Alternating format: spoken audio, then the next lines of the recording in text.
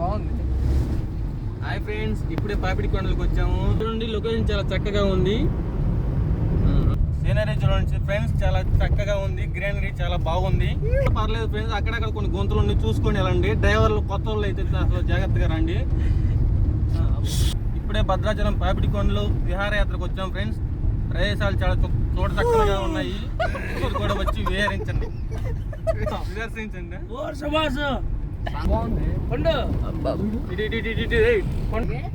ఆయన దమ్మున్న స్కూల్ చెప్తే ఇంక రెండో చెప్పడు ఆయన.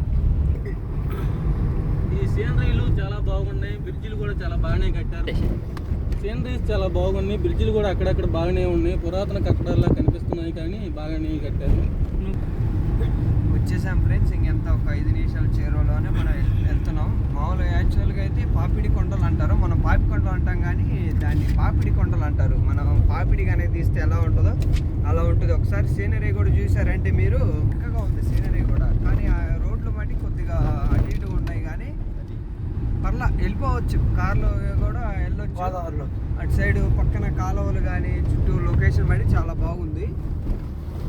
ఎంతో ఒక 5 నిమిషాలు అయితే మనం చూడొచ్చు. వాతావరణం కూడా అక్కడ చూస్తే మట్టికి